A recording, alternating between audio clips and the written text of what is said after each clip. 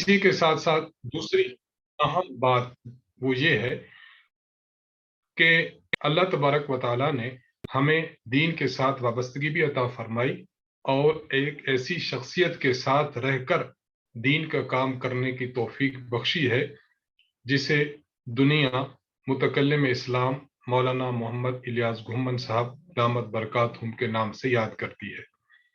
ہم اس پر بھی اللہ تعالیٰ کا بہت زیادہ شکر ادا کریں۔ استاذ محترم بحمد اللہ تعالیٰ ایسی عظیم اور جامع شخصیت ہیں کہ جو دینی علوم اور فنون پر اپنی مثال آپ رکھتے ہیں۔ استاذ محترم دامت برکاتہم العالیہ دنیا میں مسلک کا کام، حق کا کام، حق کو ثابت کرنا، حق کو پیش کرنا اور باطل اور غلط عقائد کی تردید کرنا، اس میں ملکہ تامہ اور قوت راسخہ رکھتے ہیں۔ اللہ تعالیٰ نے ہمیں استاذ محترم دامت برکاتہم کی ذات کے ساتھ وابستہ فرما کر دین کا کام کرنے کی توفیق بخشی ہے۔ اس لیے ہم جہاں علم دین کے ساتھ جڑنے پر اللہ تعالیٰ کا شکر ادا کریں، وہاں ہم اس بات کا بھی شکر ادا کریں کہ اللہ تعالیٰ نے ہمیں اس عظیم ہستی کے ساتھ جوڑا ہے۔ اور قرآن کریم کے الفاظ ہیں لَإِن شَكَرْتُمْ لَأَزِيدَنَّكُمْ، اگر تم میرا شکر کرو گے تو میں زیادہ دوں گا۔ اس کا معنی یہ ہے کہ اگر ہم ان ہستیوں کے ساتھ مل کر دین کا کام کرنے پر خدا کا شکر ادا کریں تو اللہ تعالیٰ مزید ہم سے دین کا کام لے گا اور ان ہستیوں کی سرپرستی اور رہنمائی ملے گا۔ آج ہمارے لیے بڑی خوش قسمتی کا دن ہے کہ استاذ محترم دامت برکاتہم ہم سے آج محو گفتگو ہوں گے۔ استاد جی اپنی زندگی کے تجربات، اپنی زندگی کے مشاہدات سے ہمیں روشناس فرمائیں گے اور علم دین پڑھنے میں، پڑھانے میں، دین حاصل کرنے میں، عمل کرنے میں اور آگے پہنچانے میں جو جو چیزیں ہمیں ضرورت ہوا کرتی ہیں اور میدان میں کام کرنے کے لیے جن باتوں کی انسان کو ضرورت ہوتی ہے، اور من جملہ ان تمام تربیتی امور کے استاذ محترم آج ہمیں رہنما گفتگو فرمائیں گے۔ استاذ محترم کی گفتگو سے قبل ہم اپنی نشست کا جو آغاز کرنے جا رہے ہیں وہ تلاوت قرآن پاک اور حضرت صلی اللہ علیہ وسلم کی ذات اقدس اور اطہر پر کے بارے میں نعت شریف پڑھ کر، تو تلاوت کلام پاک کے لیے میں مرکز اہل سنت والجماعت سرگودا کے طالب العلم مولوی عثمان اللہ صاحب کو دعوت دوں گا کہ وہ تشریف لائیں اور تلاوت قرآن پاک سے اس محفل کا آغاز فرمائیں۔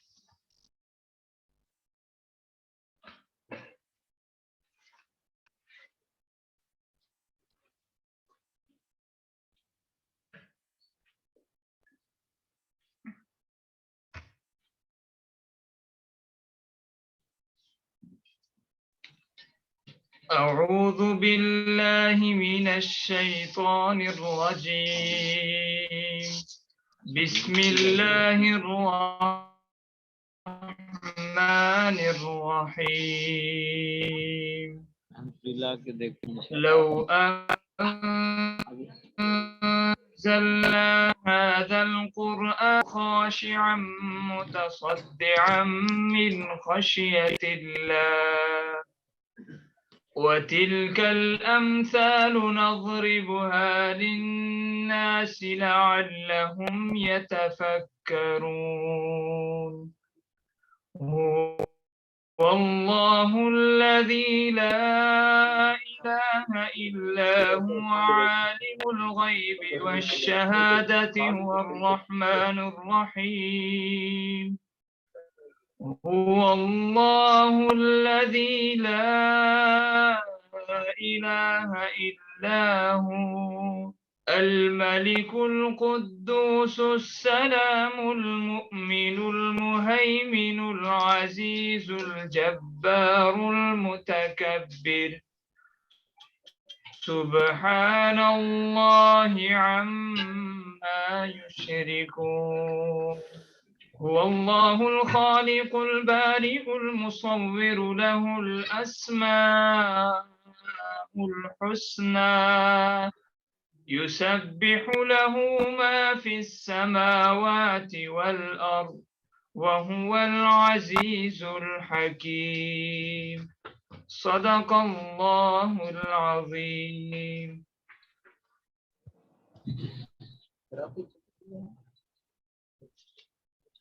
ابھی نعت رسول مقبول کے لیے مرکز اہل سنت والجماعت کے شعبہ تخصص فی العقائد الاسلامیہ کے شریک مولانا حیدر جاوید صاحب نعتیہ کلام پیش کریں گے۔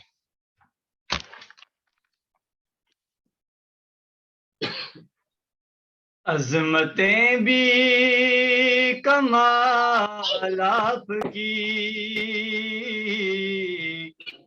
رفعتیں بھی کمال آپ کی، عظمتیں بھی کمال آپ کی،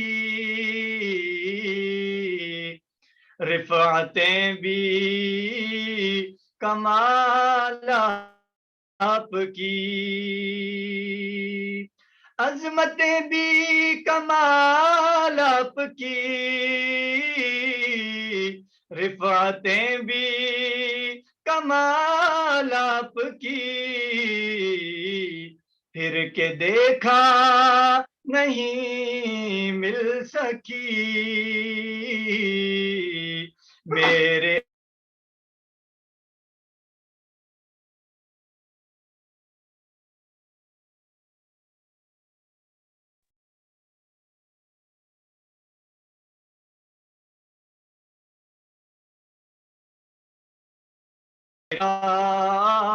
مثال آپ کی،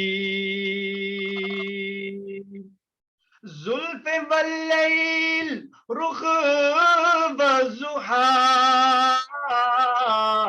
مشک و عنبر پسینہ تیرا، زلف واللیل رخ والضحا، مشک و عنبر پسینہ تیرا، رشک حوریں بھی جس پر کریں اتنی پیاری ہے چال آپ کی، رشک حوریں بھی جس پر کریں اتنی پیاری ہے چال آپ کی، پھر کے دیکھا نہیں مل سکی میرے آقا مثال آپ کی۔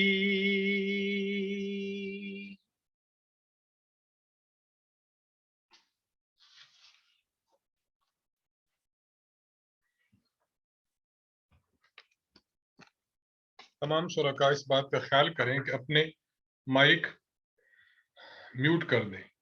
ہم تمام کے مائک میوٹ کر رہے ہیں اور اپنی ویڈیوز بھی آپ حضرات نے میوٹ کر دینی ہے، سٹاپ کر دینی ہے، اور استاد جی کی گفتگو کے دوران ساتھی چیٹ کرنے سے اعتراض فرمائیں، توجہ کے ساتھ استاد جی کی گفتگو کو سماعت فرمائیں۔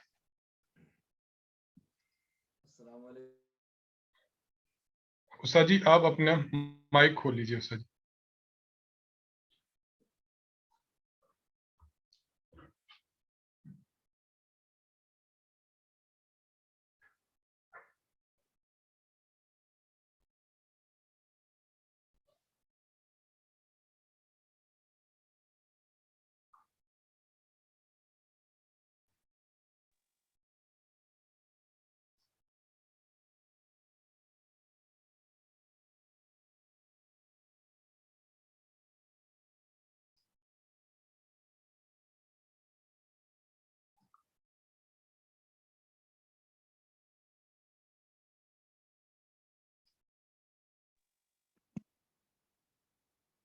السلام علیکم ورحمۃ اللہ وبرکاتہ۔ مفتی میری آواز آ رہی ہے آپ کو؟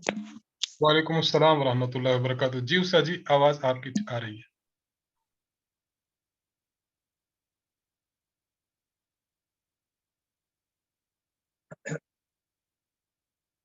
الحمدللہ الحمد لله وحده لا شريك له والصلاة والسلام على من لا نبي بعد وعلى آله وأصحابه الذين أوفوا وعهدا.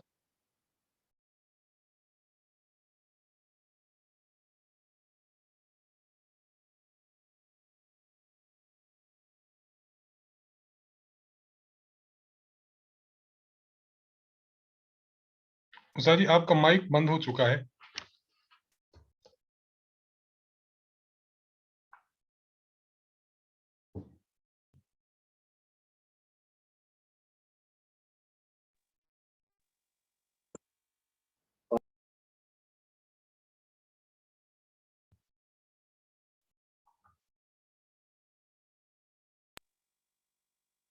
اللهم صل على محمد وعلى آل محمد كما صليت على إبراهيم وعلى آل إبراهيم إنك حميد مجيد.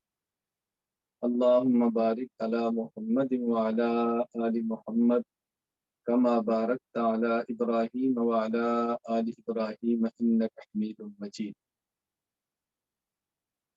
اللہ تعالیٰ کا ہمیں شکر ادا کرنا چاہیے کہ اللہ تعالیٰ نے رسول اکرم صلی اللہ علیہ وسلم کے علم کی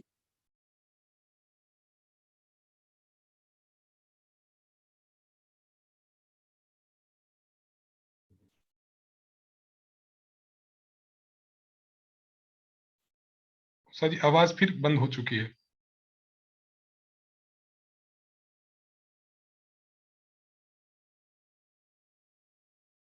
کہ معلم اور متعلم کا رشتہ کیا ہے، استاذ اور شاگرد کا رشتہ کیا ہے.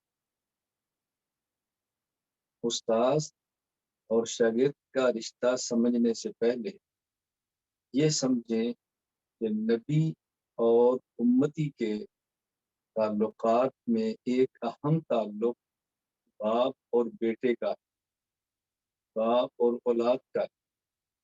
کہ نبی امت کا باپ ہے اور امت نبی کی اولاد ہے.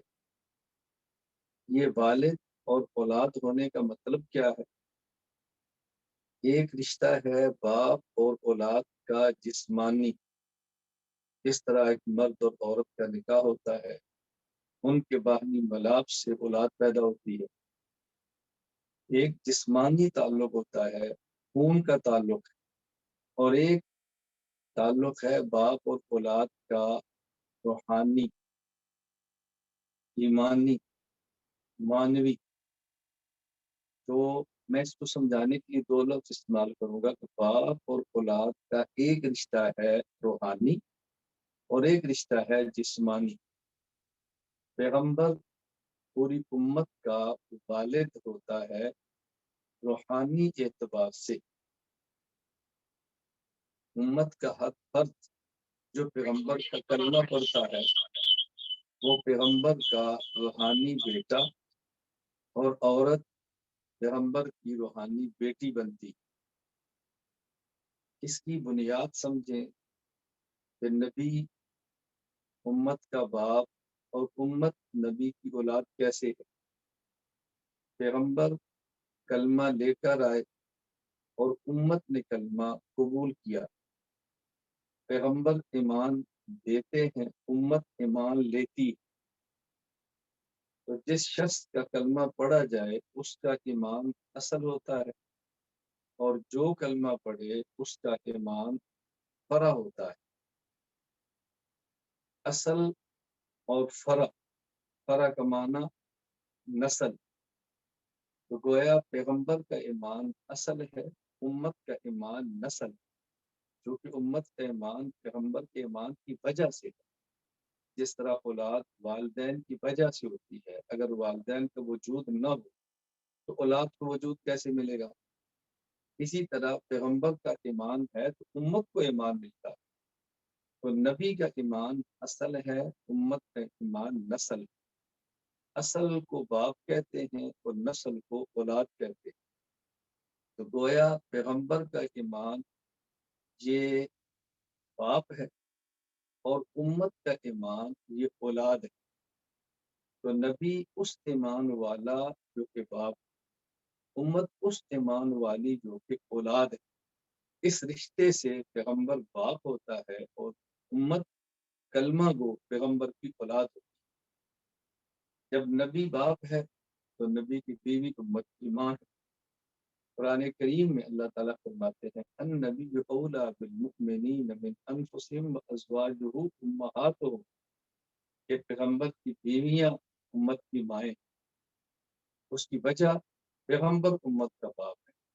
اب نبی امت کا باپ کیسے ہے؟ جب یہ سمجھ آ گیا تو یہ سمجھنا آسان ہوگا کہ پھر نبی کی بیویاں یہ امت کی ماں، اور خود پیغمبر کی بیوی یہ جسمانی رشتے سے نبی کی بیوی ہوتی ہے، لیکن روحانی نسبت سے یہ پیغمبر کی اولاد بھی ہوتی ہے. روحانی بیٹی، روحانی بیٹی. جو نکاح حرام ہے ظاہر ہے اس میں ایک تعلق جسمانی ہے اور ایک تعلق روحانی. میں اپنے موضوع پر بات کرتا ہوں تاکہ بات کہیں لمبی نہ ہو. معلم اور متعلم، استاد اور شاگرد کا رشتہ کیا ہے؟ تو پیغمبر باپ ہے اور امت کلمہ گو پیغمبر کی اولاد. نبی دنیا سے چلے گئے اور خود رسول اکرم صلی اللہ علیہ وسلم یہ بات فرما کر، ارشاد فرما کر دنیا سے گئے ہیں ان العلماء ورثۃ الانبیاء، علماء انبیاء کے وارث. ان العلماء، عالم کا لفظ استعمال کیا جا رہا ہے، علم کا لفظ استعمال کیا جا رہا ہے. یعنی پیغمبر کا وارث کون ہے؟ جس کے پاس پیغمبر کا علم ہے. یا بطور خاص علم کا ذکر کیا ہے، عبادات کا، دیگر چیزوں کا ذکر نہیں کیا. اس کی وجہ یہ ہے کہ دنیا میں جتنے کمالات ہیں ان کمالات کا خلاصہ دو کمال. نمبر ایک کمال علمی، نمبر دو کمال عملی.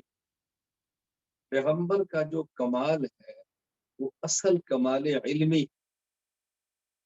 نبی کا کمال کمال علمی ہے. اس کی دلیل کیا ہے کہ جس شخص کا جو کمال ہوتا ہے وہ اسی وقت اس کا کمال شمار ہوتا ہے کہ وہ بس اور وہ چیز کسی دوسرے میں نہ ہو یا اتنی نہ ہو جتنی صاحب کمال میں، تو یہ اس کا کمال. اگر وہ دوسرے کے پاس بھی ہو یا اس کے برابر ہو تو کمال کیسے ہوا؟ میں مثال دیا کرتا ہوں کہ میرا ایک شاگرد کہتا ہے کہ میرے استاد جی 6 گھنٹے سبق پڑھاتے ہیں. دوسرا طالب علم کہتا ہے کہ میرے استاد جی 7 گھنٹے پڑھاتے ہیں. تو میرا کمال کیا ہوا؟ ایک میرا شاگرد کہتا ہے کہ میرے استاد جی، میں مثال دے رہا ہوں، سفید کپڑے پہنتے ہیں. دوسرا کہتا ہے میرے استاد جی بھی پہنتے ہیں. میرا کمال کیسے ہوا؟ کمال تو وہ ہوگا نا جو میرے اندر ہے دوسرے کے اندر نہ ہو، یا کم از کم اس سے کم ہو، پھر کمال شمار ہوگا. نبی کا کمال یہ علم، اصل کمال کمال علمی ہے. اس کی دلیل پیغمبر کی امت میں کوئی شخص بھی علم میں پیغمبر کے برابر تو کجا پیغمبر کے قریب بھی نہیں. اس لیے ہم کہتے ہیں کہ پوری امت کا علم ایک طرف ہو جائے، رسول اکرم صلی اللہ علیہ وسلم کے علم کے قریب بھی نہیں. ہمارے پیغمبر صرف نبی نہیں، نبی الانبیاء ہے. باقی انبیاء کے علوم بھی اگر ملا لیے جائیں تو حضور اکرم صلی اللہ علیہ وسلم کے تنہا علم کے قریب بھی نہیں. اچھا پھر بعض انبیاء سے افضل ہیں. تلک رسل فضلنا بعضهم علی بعض. ایک نبی دوسرے نبی سے جو افضل ہے وہاں وجہ فضیلت علم ہے کہ جس نبی کے پاس جتنا علم ہوگا وہ اتنا ہی دیگر انبیاء سے افضل ہوگا. اگر آپ عمل کی بات کریں گے، دونوں علیہ السلام 950 سال تبلیغ فرما رہے. ہمارے پیغمبر پاک صلی اللہ علیہ وسلم 23 سال تبلیغ فرما رہے ہیں. تو عمل تبلیغ تو بظاہر وہ اسلام کا بہت زیادہ ہے، لیکن افضل پھر بھی ہمارے پیغمبر پاک صلی اللہ علیہ وسلم کے. اس کی وجہ کہ نبوت کا کمال کمال علمی ہے، اور جو علم اللہ نے رسول اکرم صلی اللہ علیہ وسلم کو عطا فرمایا وہ سارے انبیاء کا علم ملا بھی لیا جائے تب بھی آپ کا علم زیادہ ہے۔ خود حضور اکرم صلی اللہ علیہ وسلم فرما رہے ہیں اوتیت علم الاولین والآخرین کہ اللہ تعالیٰ نے مجھے اولین اور آخرین کا علم عطا فرمایا، یعنی ان تمام کے علوم کا مرکز میں، ان تمام کے علوم کا مرکز میں ہوں۔ یہ نبی پاک صلی اللہ علیہ وسلم نے بات سمجھائی۔ تو عالم چونکہ پیغمبر کا وارث ہے، اب ظاہر ہے عالم کے پاس علم نبوت موجود ہے اور طالب علم اس عالم سے علم کو لیتا ہے، تو گویا وراثت کی بنیاد پر اب جو عالم اور استاذ کا علم ہے یہ اصل ہوگا اور اگلے شاگرد کا علم وہ نسل ہوگا۔ استاذ کا علم باپ کی طرح ہوگا، شاگرد کا علم اولاد کی طرح ہوگا۔ تو استاذ کا علم وہ ہے جو باپ، شاگرد کا علم وہ ہے جو اولاد ہے۔ تو استاذ باپ ہوا اور شاگرد اولاد۔ لہذا اگر کوئی طالب علم کسی معلم استاذ سے پڑھتا ہے تو اپنے استاذ کا روحانی بیٹا ہے۔ اگر کوئی عورت کو بچی کسی معلم سے پڑھتی ہے تو وہ اس استاذ کی روحانی بیٹی ہے۔ اسی طرح اگر کوئی بچہ سن بلوغت کو نہیں پہنچا، پردے کا مسئلہ نہیں ہے، بچہ ہے اور معلمہ سے پڑھتا ہے تو گویا وہ اس کا روحانی بیٹا ہے۔ اور اسی طرح پڑھنے والی عورت کسی معلمہ سے پڑھتی ہے تو اس کی روحانی بیٹی ہے۔ تو استاذ روحانی باپ ہے اور اولاد روحانی اولاد ہے۔ یہ معلم اور متعلم کا رشتہ ہے جو میں آپ کو سمجھا رہا ہوں۔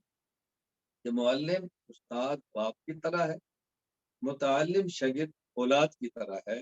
یہ ان دونوں کا رشتہ ہے۔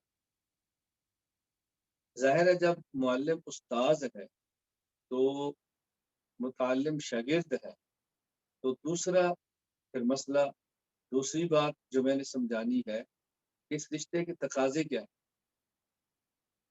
خامد اور بیوی کا رشتہ ہے، رشتے کے تقاضے ہیں۔ بہن اور بھائی کا رشتہ ہے، اس کے تقاضے ہیں۔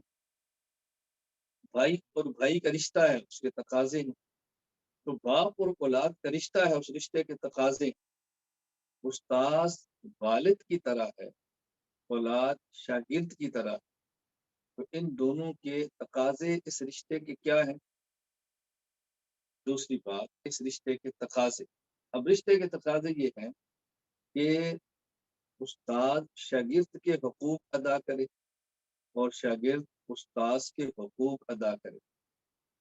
استاد شاگرد کا خیال کرے اور شاگرد استاذ کا خیال کرے۔ میرے الفاظ پہ غور رکھیں، میں یہ نہیں کہہ رہا کہ شاگرد استاذ کے حق ادا کرے، شاگرد استاذ کا خیال کرے۔ میں کہہ رہا ہوں استاذ شاگرد کے حق ادا کرے، استاذ شاگرد کا خیال کرے، شاگرد استاذ کے حقوق ادا کرے اور شاگرد استاذ کا خیال کرے۔ پہلے خیال استاذ نے کرنا ہے، پھر خیال شاگرد نے کرنا ہے۔ کیوں؟ پہلے والد اولاد کا حق ادا کرتا ہے تو پھر اولاد سے اپنے حق کا مطالبہ بھی کر سکتا ہے۔ تو جب باپ اپنی اولاد کے حقوق کا تقاضے پورے نہیں کرے گا تو پھر اولاد سے اپنے حق کا مطالبہ کیسے کرے گا؟ میں اس پر ایک واقعہ عرض کرتا ہوں۔ دور خلافت راشدہ امیر المؤمنین خلیفہ ثانی حضرت عمر بن خطاب رضی اللہ تعالیٰ عنہ کی خدمت میں ایک شخص حاضر ہوئے، بڑی عمر کے نوجوان بیٹا ساتھ، اپنے بیٹے کی شکایت کی کہ امیر المومنین یہ میرا بیٹا ہے، میرے حقوق ادا نہیں کرتا۔ حضرت عمر رضی اللہ عنہ پوچھتے ہیں کہ بیٹا تمہارے والد صاحب ٹھیک فرماتے؟ کہا جی ٹھیک فرماتے، میں ان کے حق ادا نہیں کرتا۔ اب ظاہر ہے جب وہ اپنا جرم تسلیم کر رہا ہے تو اس کی سزا ہے۔ حضرت عمر رضی اللہ تعالیٰ کو مزاج مبارک آپ اچھی طرح سمجھتے ہیں، وہ حقوق ادا کرنے میں، حدود اللہ کے نفاذ میں، شریعت کے معاملات میں بہت پختہ تھے۔ میرے لفظوں پہ غور رکھا کریں، میں یہ نہیں کہتا عمر بہت سخت تھے، میں کہتا ہوں پختہ تھے۔ پختہ ہونا اور ہوتا ہے، سخت ہونا اور ہوتا ہے، دونوں میں فرق سمجھا کریں۔ حضرت عمر رضی اللہ تعالیٰ ظاہر धुर्रा पकड़ाओ। जब एक शख्स अपना जुर्म तस्लीम कर रहा है तो उसकी तंबीह तो उसको करनी चाहिए। नौजवान ने कहा अमीरुल मोमिनीन, मेरे वालिद साहब ने ठीक फरमाया है, लेकिन मेरी एक गुजारिश है, आप वो भी सुने, फरीकैन की बात सुने, फिर आप जो सजा तजवीज़ फरमाए मैं तैयार हूं। मेरा सवाल ये है कि मेरे बाप पर हक ये था कि मेरा वालिद नेक औरत से शादी करता ताकि मेरी माँ नहीं हो। मेरा दूसरा हक ये था मेरा वालिद मेरा नाम अच्छा रखता, नाम का इंसान की शख्सियत पर असर पड़ता है। मेरा तीसरा हक ये था मेरा बाप मेरी तरबियत करता ताकि मैं नेक होता। क्या ये मेरे 3 हक मेरे बाप ने पूरे किए? आप जरा पूछिए। हज़रत उमर रजी अल्लाह तआला अन्हु जब उनके वालिद से पूछा तो वालिद ने तीनों जराइम का इकरार, मेरा बच्चा ठीक है, मेरा बच्चा ठीक है।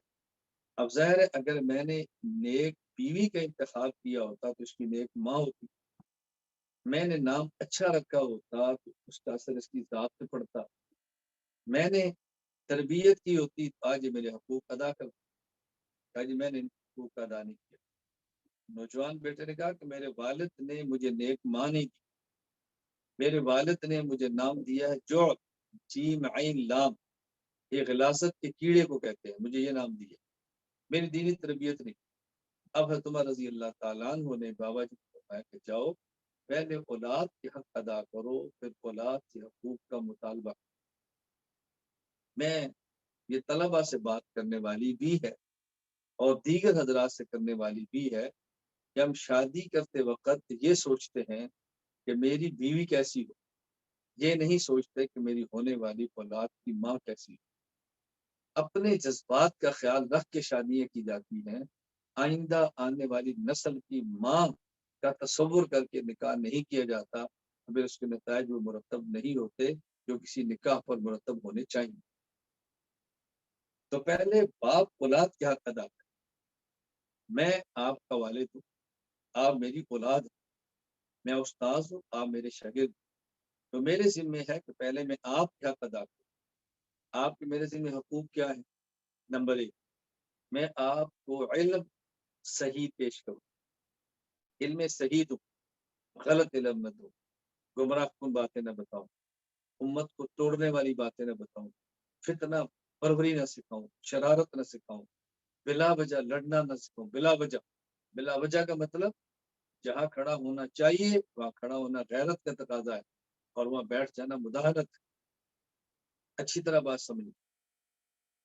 और आपका मेरे ऊपर हक है मैं आपकी अमली तरबियत करूँ, आपकी नमाजों का ख्याल करूँ, आपकी तिलावत का ख्याल करूँ, आपके दीगर अमली पहलुओं का ख्याल करूँ। आपका मेरे ऊपर हक है मैं आपके अकायद का ख्याल करूँ, सही अकीदा आपको समझाऊँ, अकीदे की दलील आपको समझाऊँ, उस अकीदे पर होने वाले इश्कालात के जवाब आपको दूँ कि मेरे जिम्मे है आपकी अकीदे की फिक्र करूँ। इसी तरह आपका मेरे ऊपर हक है मैं आपकी अखलाकी तरबियत करूँ, इसकी मेहनत करूँ कि आपके दिल में सदाकत, अदालत हो, शजाअत हो, सखावत हो, अमानत हो, हया हो, हत्ता कि हुब्बुल वतनी हो, मुल्क की मोहब्बत हो, खानदान की मोहब्बत हो, सिला रहमी का मिजाज बने। मैं आप पर मेहनत करूँ कि आपके अंदर में हसद ना हो, किबर ना हो, उजब ना हो, शहवत रिया ना हो, ये बीमारियां अंदर से निकलें। मेरे जिम्मे है मैं आपका ख्याल करूँ। इसी तरह आपका मेरे ऊपर हक है मैं आपके मिजाज में नज़म पैदा करूँ, इंतजामी सलाहियत पैदा करूँ, वक्त पे काम करने का सलीका आपको सिखाऊँ। तो ये 5 आपके मेरे ऊपर हक है। मैं उस्ताद हूँ, आप शागिर्द हैं, मैं वालिद हूँ, आप औलाद हैं। आपके 5 हक मेरे ऊपर बुनियादी है। नंबर 1, मैं आपको सही इल्म, नंबर 2 सही अकीदा, नंबर 3 सही अमल दूं, नंबर 4 सही अखलाक सिखाऊं, नंबर 5 इंतजामी आपका मिजाज बनाऊं। नज़म के साथ होने वाला काम थोड़े वक्त में बहुत ज्यादा होता है, बदनज़ीमी में होने वाला काम बड़े वक्त में थोड़ा भी नहीं होता। आप मिजाज के अंदर नज़म पैदा करें। इसलिए ہمارے یہاں یہ بنیادی 3 چیزیں ہیں مرکز اہل سنت والجماعت میں. ان 3 چیزوں کا بنیادی طور پہ خیال رکھا جاتا ہے. حسن تعلیم، حسن تربیت، حسن انتظام. ان 3 چیزوں کا بہت زیادہ خیال رکھا جاتا ہے. تو یہ میرے اوپر آپ کا حق ہے. اچھا، اس کے بعد اگلی بات سمجھے. کچھ شاگرد میرے اور بچے اور بچی کچھ وہ ہیں جو آن لائن وہ اپنے گھروں میں بیٹھ کے پڑھ رہے، اپنے گھروں میں بیٹھ کے علم حاصل کر رہے، اپنے ماں باپ کے پاس بیٹھے. بعض تاجر، بعض ملازمت پیشہ ہیں، خود کماتے ہیں، بڑی عمر کے صاحب اولاد. بعض بچے ہیں خود نہیں کماتے، ماں باپ کے پاس. تو بعض وہ ہیں کہ جو اپنے گھروں میں بیٹھ کے پڑھ رہے. اب ظاہر ہے اگر وہ چھوٹے ہیں، ان کی کفالت ماں باپ کرتے ہیں اور وہ ماں باپ کے پاس بیٹھ کے پڑھتے ہیں تو ان کی مالی کفالت میں نہیں کروں. ان کے کھانے اور پینے کا انتظام میرے ذمہ نہیں ہے، ماں باپ کے ذمہ. ان کی رہائش کا انتظام میرے ذمہ نہیں ہے، ماں باپ کے ذمہ. لیکن وہ طلباء جو آف لائن ہیں، مرکز اہل سنت والجماعت میں بیٹھ کے پڑھ رہے، یا مرکز اصلاح النساء سرگودا میں بیٹھ کے بچیاں پڑھ رہی ہیں، تو ان کے لیے جہاں علم، عقیدہ، عمل، اخلاق، انتظامی امور میں نے سکھانے ہیں، وہاں ان کی مالی کفالت بھی میرے ذمہ. ان کے کھانے کا انتظام کرنا، ان کے پینے کا انتظام کرنا، ان کی رہائش کا انتظام کرنا، اللہ نہ کرے بیمار ہو تو ان کے لیے علاج کا انتظام کرنا، ان کی صحت کا خیال رکھنا، یہ میرے ذمہ ہے. کیوں کہ اپنے جسمانی والدین کو چھوڑ کر میرے پاس آئے. ان کے والدین نے مجھ پر اعتماد کر کے اپنی جدائی برداشت کر کے میرے پاس بھیجا ہے. اب ان بچوں کی جو شاگرد میرے سامنے بیٹھے ہیں، آپ کی کفالت میرے ذمہ. یہ کوئی میرا پر احسان نہیں ہے، یہ میرے ذمہ ہے. میں چاہوں اپنی کمائی سے پیش کروں، میں چاہوں لوگوں سے مانگ کر آپ کو پیش کروں، میں جو جائز اسباب اختیار کر سکا وہ کروں گا. لیکن آپ کی انشاءاللہ العزیز کفالت کا انتظام کرنے کی پوری کوشش کروں گا. یہ میری ذمہ داری ہے، کہ کوئی آپ پریشان نہیں ہے. آپ یہ دعا کریں کہ وہ طلباء جو آن لائن یا آف لائن، ان کے 5 حقوق: علم صحیح، علم صحیح، عقیدہ صحیح، عمل صالح، اچھے اخلاق، انتظامی مزاج، میں ان کو دے سکوں. اور جو طلباء اور طالبات آف لائن بیٹھے اور ان کو کھانا پینا، رہائش، دوائی، علاج، ان کی صحت کے تقاضے، یہ سارے حق میں ان کی ادا کر سکوں. آپ دعا فرمائیں، ہم پوری کوشش کریں گے. یہی وجہ ہے جو ہمارے یہاں طلباء کرام آتے ہیں، مرکز اہل سنت والجماعت کی انتظامیہ، عاملہ اور اساتذہ کرام کو میں نے اس بات کا پابند کیا کہ ہمارے مرکز میں آنے والا طالب علم اگر رات کو 3 بجے بھی آئے اور دروازے پر دستک دے تو وہاں پہ محافظ اور پہرے دار کے ذمے ہے دروازہ کھولے، اور استاد یا طلبہ اس کی خدمت پر مامور ہیں، ان کے ذمے ہے اس طالب علم کو وصول کریں اور اس کو رات کو کھانا کھلائیں، اس کو پانی پلائیں، اگر اس کی ضرورت ہے تو اس کو چائے پلائیں، اور اس کے انتظام کریں سونے کا. فجر کے بعد، شراق کے بعد ناشتہ کرائیں اور دفتر انتظام یا اہتمام میں اس کو پہنچائیں. یہاں تک ان کے ذمے. ظاہر ہے اگر کسی والد کا اپنا بیٹا، کسی ماں کا اپنا بیٹا جسمانی اور رات کو 3 بجے آئے تو کوئی ماں باپ یہ نہیں کرتا کہ اس کے لیے دروازہ نہیں کھولا جائے. کوئی والد یہ نہیں کرتا کہ رات کو میں کھانا کہاں سے کھلاؤں. کوئی ماں یہ نہیں کرتی میں رات کو کھانا کہاں سے کھلاؤں. ماں انتظام کرتی ہے. یہ بات ٹھیک ہے، یہ بات ٹھیک ہے. گوشت نہیں ہے، دال، تازہ روٹی نہیں ہے، شام کی ہے، یہ ٹھیک ہے. ظاہر ہے اچانک رات کو آپ اپنے گھر بھی جائیں گے تو رات 3 بجے، 4 بجے، 2 بجے ماں بھی اتنے انتظام تو نہیں کر سکتی. اور جب آنے والے کئی 100 طلباء ہوں، میرے بھی بس میں نہیں ہے کہ میں ایک کے لیے تازہ کھانا رات کو بناؤں. ہم ترتیب یہ رکھتے ہیں، کھانا بنا کے رکھ دیا جائے، سالن بنا کے رکھ دیا جائے، اور جب بھی طالب علم آئے اور اس کو گرم کر کے کھانا کھلا دیا جائے۔ اگر یہ مرکز میں آنے والے طلباء کو رات کو آئیں اور شروع میں سہولت نہ ملے تو آپ کے ذمے ہے مجھے اطلاع کر، میرے ذمے ہے اس کوتاہی کو ختم کرنا۔ اگر کوئی ایسی کوتاہی ہو میرے علم میں نہ ہو تو میں اس کا جواب دے نہیں، میرے علم میں ہو تو میں اس کا جواب دے۔ میں نے دفتر انتظام کو، دفتر اہتمام کو اور اساتذہ کرام کو یہ بات کہہ رکھی ہے کہ طلباء کی ان ضرورتوں کا خیال ہم نے کرنا ہے، اور آپ کی ذمہ داری ہے کہ میں دور آپ تک طالب علم کی ضرورت پہنچے، آپ مجھے بتائیں، اگر نہ بتائیں تو میں اس کا جواب دے نہیں۔ آپ نے بتایا اور میں نے پورا نہ کیا تو میں جواب دے۔ اس لیے طلباء کی ان ضرورتوں کو پورا کرنا یہ طلباء پر احسان نہیں ہے، یہ طلباء کا میرے اوپر حق ہے۔ اگر میں ادا نہیں کروں گا اللہ معاف فرمائے قیامت کو مواخذہ ہے، اگر ادا کروں گا تو قیامت کو مواخذے سے بچ جاؤں گا۔ تو میں جو آپ کی خدمت یہ کرتا ہوں آپ پر احسان سمجھ کر نہیں، قیامت کے دن مطالبہ سے بچنے کی وجہ سے، مواخذہ سے بچنے کی وجہ سے، اللہ تعالیٰ کیا سرخرو ہونے کی وجہ سے اللہ تعالیٰ مجھے بھی سرخرو فرمائے، اللہ تعالیٰ آپ کو بھی سرخرو فرمائے۔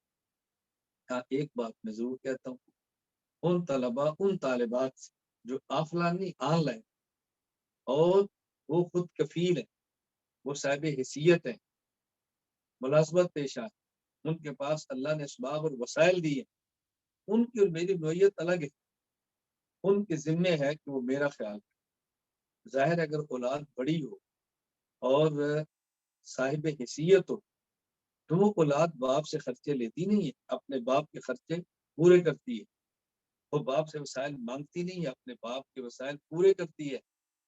تو میں بالکل یہ اپنے ان شاگردوں سے جو دنیا بھر میں ہیں اور صاحب حیثیت ہیں، میں ان سے تقاضا نہیں کرتا، ان سے مطالبہ نہیں کرتا، لیکن یہ ضرور احساس دلاتا ہوں آپ کے ذمے ہے یہ حق کہ آپ اپنے استاد کی ضرورتوں کا خیال کریں، اس لیے کہ آپ صاحب حیثیت۔ ہاں اگر کوئی پوری دنیا میں آن لائن پڑھنے والا طالب علم بھی صاحب حیثیت ہے، ضرورت مند ہے، وہ مجھ سے رابطہ کرے، پھر اس کی ضرورت کو استطاعت کے مطابق پورا کرنا میری ذمہ داری ہے۔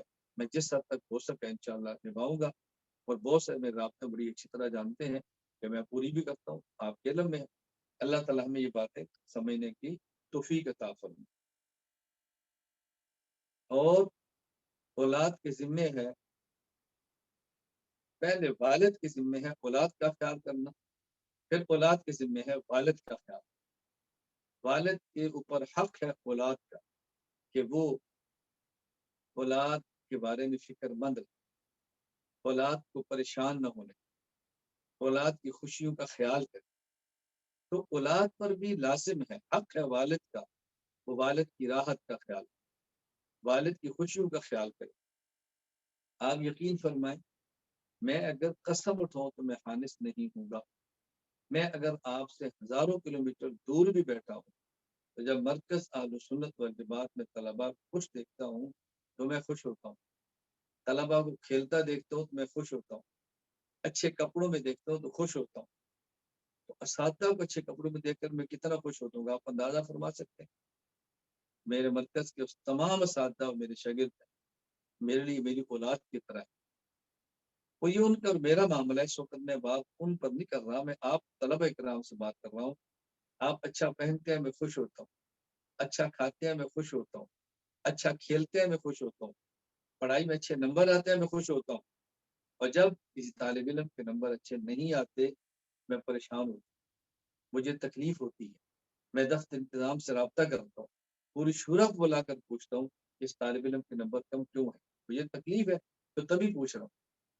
اب آپ کے ذمے ہے کہ آپ یہ سوچیں کہ ہمارے اس باپ کو کس بات سے خوشی ہوتی ہے اور کس بات سے تکلیف ہوتی ہے۔ میرے ذمے ہے میں آپ کا خیال کروں، آپ کو تکلیف نہ ہو، آپ کو راحت پہنچے، آپ کو خوشیاں ہوں، میں آپ کے لیے علم کا، عقیدے کا، عمل کا، اخلاق کا، انتظامی مزاج کا پورا بندوبست کروں کہ آپ کو یہ چیزیں ملیں، آپ کے کھانے پینے، رہائش، بجلی، گیس، جو بھی ضرورتیں ہیں وہ پوری کروں، آپ کی صحت کا خیال کروں۔ آپ کے ذمے ہے کہ آپ بھی اس باپ کا جو ہزاروں کلومیٹر آپ سے دور بیٹھا ہے اس کی خوشیوں کا خیال کریں۔ علم اچھا ہوگا مجھے خوشی ہوگی، عقیدہ پختہ ہوگا مجھے اچھی خوشی ہوگی۔ آپ نمازوں کی پابندی کریں گے، تکبیر اولیٰ کی پابندی کریں گے، 5 منٹ پہلے مسجد میں بیٹھیں گے، مجھے خوشی ہوگی۔ آپ اپنے اساتذہ کا احترام کریں گے، مجھے خوشی ہوگی۔ آپ صفائی کا خیال کریں گے، مجھے خوشی ہوگی۔ آپ فضول خرچی سے بچیں گے، مجھے خوشی ہوگی۔ آپ مرکز سے باہر نہیں نکلیں گے، مرکز کے دائرے میں رہ کر پڑھیں گے، مجھے خوشی ہوگی۔ آپ موبائل کی فضولیات اور لعنت سے بچیں گے، مجھے خوشی ہوگی۔ آپ دائیں بائیں کے تعلقات کو چھوڑیں گے اور علم کے ساتھ وابستہ رہیں گے، مجھے خوشی ہوگی۔ چھٹیوں میں گھر جائیں اور ماں باپ کی خدمت کریں، مجھے خوشی ہوگی۔ ماں باپ کا ہاتھ بٹائیں، مجھے خوشی ہوگی۔ مصنون لباس پہنیں، مجھے خوشی ہوگی۔ مصنون اعمال کا خیال کریں، مجھے خوشی ہوگی۔ تو میں آپ کی خوشیوں کا خیال کروں، آپ میری خوشیوں کا خیال کریں۔ میں کوشش کروں میری وجہ سے آپ کو راحت ملے، اور آپ کوشش کریں کہ آپ کی وجہ سے مجھے راحت ملے۔ انشاءاللہ پھر یہ ہمارا جو رشتہ ہے مضبوط ہوگا اور پختہ ہوگا۔ مجھے آپ سے پیدا ہوگا، آپ مجھ سے پیدا ہوگا، ہماری دنیا بھی اچھی گزرے گی، اور اگر ہم نے ایک دوسرے کا خیال کیا تو انشاءاللہ ہماری آخرت بھی اچھی بنے گی۔ میں تیسری بات عرض کرتا ہوں، طلباء کرام جو مرکز میں پڑھ رہے، میرے وہ بھی شاگرد ہیں۔ اساتذہ کرام جو مرکز میں پڑھا رہے، میرے وہ بھی شاگرد ہیں۔ میں ان کا بھی خیال کرتا ہوں، آپ کا بھی خیال کرتا ہوں۔ سال ہر سال سے میرا معمول ہے کہ ہر مہینے ایک مرتبہ تمام اساتذہ کرام اور تمام طلبہ کرام کی دعوت کرتا ہوں۔ ہر مہینے وہ اپنی حیثیت کے مطابق کرتا ہوں، مرکز کی حیثیت کے مطابق کرتا ہوں۔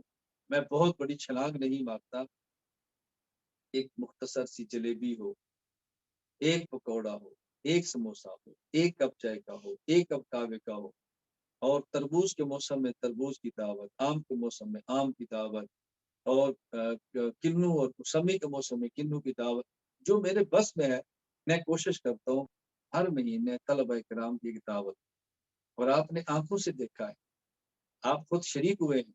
ہمارے ہاں محتمم، رئیس دارالفتاح، ناظم تعلیمات اور نگران تخصص، درجہ کتب کے اساتذہ، پورا عملہ، اور درجہ حفظ کا اور ناظرہ قرآن قاعدہ کا چھوٹا سا بچہ، یہ سارے ایک دسترخوان پہ بیٹھ کے کھانا کھاتے ہیں۔ یعنی ماہانہ دعوت میں سب ایک دسترخوان پہ بیٹھتے ہیں۔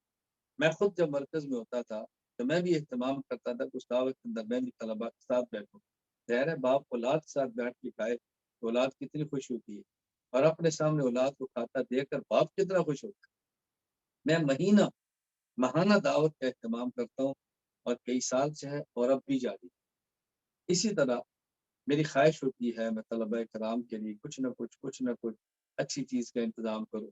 آپ کے علم میں ہے کہ جس طرح ہم سالانہ خانقاہ اجتماع کرتے ہیں اور اس میں صرف ذکر، عقیدہ، بیان ہوتا ہے، اسی طرح طلباء کرام کے لیے سالانہ ہم کھیلوں کے مقابلے کا ٹورنامنٹ کا اہتمام کرتے ہیں، جس میں 3 دن نماز، تلاوت، اذکار، یہ معمول چلتے ہیں۔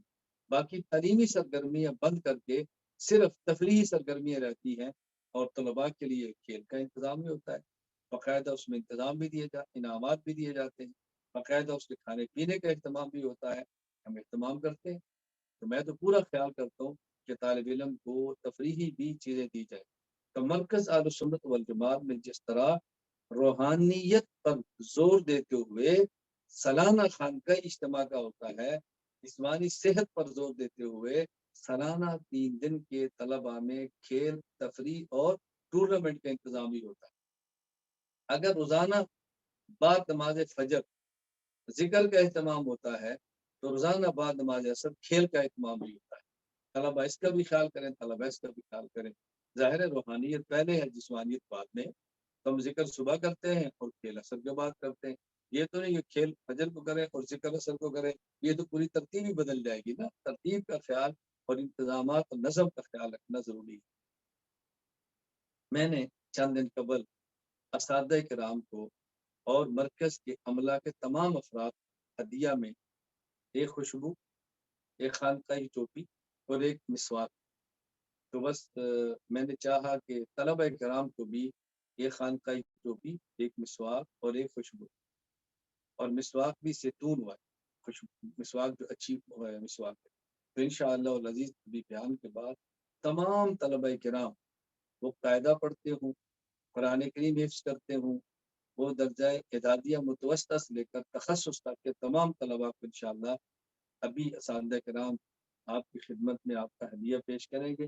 ہر طالب علم کو ایک خانقاہی ٹوپی دی جائے گی انشاءاللہ، ایک طالب علم کو مسواک بھی دی جائے گی انشاءاللہ زیتون والی، اور ہر طالب علم کو ایک خوشبو بھی پیش کی جائے گی انشاءاللہ. یہ وہ چیزیں ہیں کہ جن کا میں خود اہتمام کرتا ہوں. میں آپ کو دکھاتا ہوں کہ خود میرے استعمال میں ٹوپی کون سی ہے، آپ دیکھیں میرے استعمال میں خوشبو کون سی ہے، میرے استعمال میں مسواک کون سی ہے. کیونکہ میں مسواک بھی زیتون کی استعمال کرتا ہوں، تو میری خواہش تھی کہ طلبہ کو بھی زیتون کی مسواک دوں. میں چونکہ خانقاہی ٹوپی استعمال کرتا ہوں، جب پگڑی نہ پہنوں، کبھی کبھی دوسری بھی کر لیتا ہوں، عام معمول میرا یہی ہے. تو میری خواہش تھی کہ میں طلبہ کو بھی خانقاہی ٹوپی دی جو میرے استعمال. اسی طرح میں چونکہ خود خوشبو کا اہتمام کرتا ہوں، الحمدللہ روزانہ اس کا اہتمام کرتا ہوں، یعنی سبق سے پہلے بھی، جب صبح اٹھتا ہوں تہجد سے پہلے بھی، کہیں باہر جانا ہو تب بھی، اور کہیں اور ہو تب بھی، تو میں اس کا اہتمام کرتا ہوں. تو میں نے چاہا کہ آپ کو بھی جو چیزیں مجھے پسند ہیں وہ جن کا اہتمام میں کرتا ہوں، وہ چیزیں میں آپ کی خدمت میں بھی پیش کر دوں.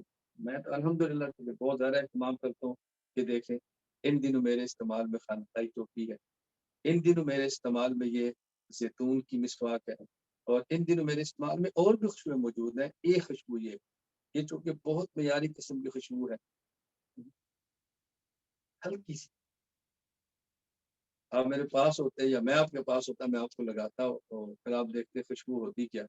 دیکھیں بظاہر شیشی ہے، اور اس کے اندر بالکل معمولی سا ایسے جس طرح یہ سرما ڈالنے والی سلائی ہوتی ہے، اس کی طرح چھوٹا سا سوراخ ہے، اور اس کے اندر تھوڑی سی خوشبو پڑی ہوئی، تھوڑی سی خوشبو.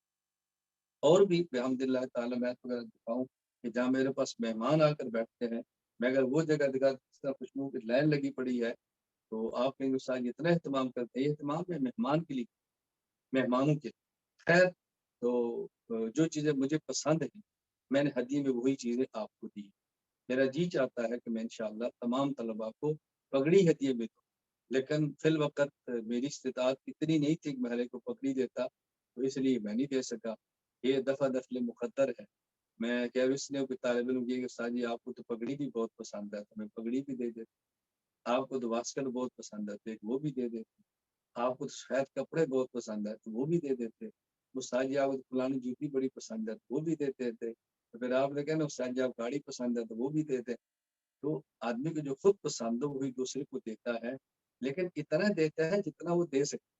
آپ حضرات جو طلباء ہیں میرے مزاج کو کم جانتے ہیں، اساتذہ کرام بہت اچھی طرح جانتے ہیں جو سال سے میرے ساتھ ہیں، کہ میں کس قدر فکر مند رہتا ہوں اپنے شاگردوں کی ضرورتوں کو پورا کرنے کے لیے.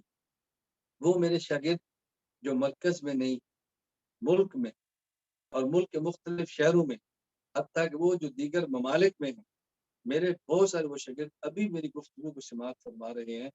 اب وہ جانتے ہیں کہ میں دور رہنے والے طالب علم کی بھی ضرورت کا کتنا خیال کرتا ہوں، لیکن پوری اتنا کر سکتا ہوں جتنے میری استطاعت. دعا فرمائے کہ اللہ تعالیٰ مجھے اور آپ سب کو علم صحیح عطا فرمائے، عمل صالح متقبل عطا فرمائے. اللہ صحیح عقیدہ ہمیں عطا فرمائے، اچھے اخلاق عطا فرمائے، انتظامی مزاج ہمارا بنا دے، امت کی درد اور امت کی فکر عطا فرما دے.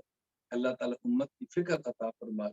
بس یہ دعا فرمائے کہ اللہ تعالیٰ ہمیں قبولیت عطا فرمائے، خاتمہ ایمان پر فرمائے، مرکز کو شاد و آباد رکھے. میں چند دن پہلے بدھ کو بیان کرنا چاہ رہا تھا، لیکن پاکستان میں سگنل کے مسائل تھے، اس وجہ سے پھر اس وقت میں آپ سے گفتگو نہ کر سکا. تو میری خواہش میں جتنا جلدی ہو سکے آپ سے کچھ باتیں کروں، تو اس لیے میں نے آج گفتگو کی ہے. باقی انشاءاللہ میرا اور آپ کا سلسلہ گفتگو کا جاری رہے گا. میں کوشش کرتا ہوں کہ سال کے درمیان میں کم از کم ایک مرتبہ چھوٹے درجے سے لے کر بڑے درجے تک تمام طلباء سے فردن بھی ایک بار گفتگو کروں. میری خواہش ہوتی ہے میں کہ طالب علم کا نام اس کے سامنے بیٹھ کے لوں. آپ کا نام کیا ہے، آپ کہاں سے ہیں، آپ کیا کرتے ہیں، تاکہ جتنے مجھے یاد رہ سکے رہیں گے، ورنہ کم از کم ایک مرتبہ تو میری زبان سے ہر اس شاگرد کا نام نکل جائے گا نا. تو جب باپ کے نام زبان سے اولاد کا نام نکلے تو اولاد کو کتنی خوشی ہوتی ہے، یہ میں سمجھتا ہوں.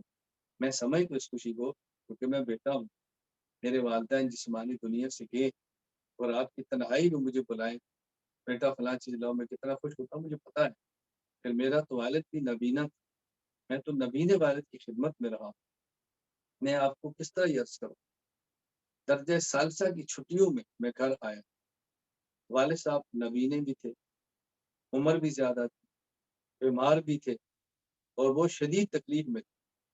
تو گرمیوں کی راتوں میں چارپائی پہ جب لیٹتے، قمیص اتار دیتے گرمی کی وجہ سے، اور اتنے اسباب نہیں تھے کہ روزانہ پنکھا بھی چلا. خدا گواہ ہے میں قسم اٹھاؤں تو حانس نہیں ہوگا. والد صاحب مجھے رات کو پھر آواز دیتے، الیاس. میں کہتا جی. ابائی فرماتے میرے نال سو، میرے ساتھ لیٹ. میں ان کے ساتھ چارپائی پہ چلا جاتا، پھر اپنے ننگے بدن میرے جسم سے لگا. فرماتے اپنا جسم میرے جسم کے ساتھ لگا، مجھے اس سے راحت ملتی ہے، مجھے اس سے خوشی ملتی ہے. آپ اندازہ کریں، درجہ ثالثہ کا طالب علم ہو، باپ بوڑھا بھی ہو، نابینا بھی ہو، بیمار بھی ہو، اور باپ اس کو کہ میں تجھے سینے سے لگاتا ہوں مجھے خوشی راحت ملتی ہے، تو یہ اولاد کی کتنی خوش قسمتی ہو. آپ چونکہ طلبہ ہیں، میں بات مختصر کر رہا ہوں، آپ کی چھٹی کا وقت ہو رہا ہے. آپ جانتے ہیں کہ میرا مزاج ہے کہ میں کوشش کرتا ہوں طلبہ میں بیان سبق کے وقت میں کروں، تاکہ طالب علم میرے بیان کو سبق سمجھ کر سنیں. چھٹی کا وقت ہو تو میں کوشش کرتا ہوں میں طلبہ میں بیان نہ کروں. اس پر میں آخر میں ایک آپ کو لطیفہ سنا دیتا ہوں. میں کبھی دوران سفر کسی مدرسے سے گزرتا اور وہاں چلا جاتا، اور مدرسے والے اگر میرا بیان کروانا چاہتے، مثلا عصر کی نماز کا چھٹی ہے کہتے بیان کرو، میں کہتا بھی میں بیان نہیں کرتا. میرا بیان کرانا ہے تو اس وقت کرو جب آپ کی پڑھائی کا وقت. کیوں؟ جب پڑھائی کے وقت آپ طلبہ کو چھٹی کرا کے میرا بیان کراؤ گے تو سارے طالب علم خوش ہوں گے. جن کو مجھ سے عقیدت ہے وہ خوش ہوں گے کہ مولانا صاحب کا بیان، اور جن کو مجھ سے عقیدت نہیں وہ خوش ہوں گے کہ چھٹی ہے. تو خوش تو سارے ہوں گے نا. میرا بیان ایسے وقت میں کراؤ کہ طلبہ کو خوشی ہو. اور اگر آپ عصر کے بعد بیان کرائیں گے تو طلبہ کو جن کو مجھ سے عقیدت ہے ان کو یہ خوشی تو ہوگی بیان ہے، لیکن یہ تکلیف ہوگی کہ چھٹی ماری گئی. اور جن کو مجھ سے عقیدت نہیں ہے ان کو دوہری تکلیف ہوگی، ایک میرے بیان کی اور ایک چھٹی ماری جانے کی. میں طلبہ کو تکلیف نہیں دی.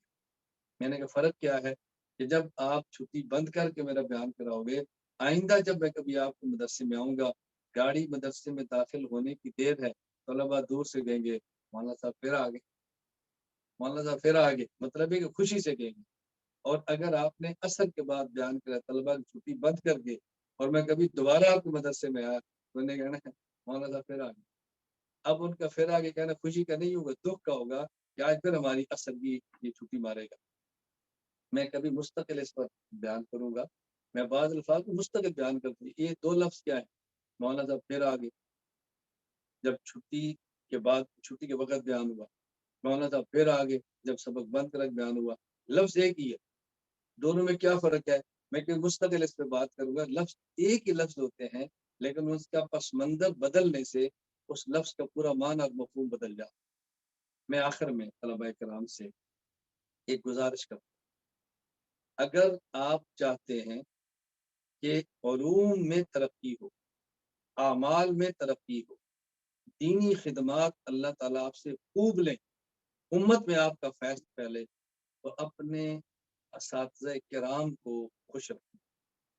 اور اگر آپ چاہتے ہیں کہ دنیا میں ترقی ہو، مال میں ترقی ہو، اولاد میں ترقی ہو، اور دنیا میں آپ کو عزت ملے، اپنے جسمانی والدین کو خوش رکھیں. جو آدمی اساتذہ کو خوش رکھنے میں کامیاب ہوا، علوم میں اور خدمت دین میں ترقی سمجھے اس کا مقدر بن گیا.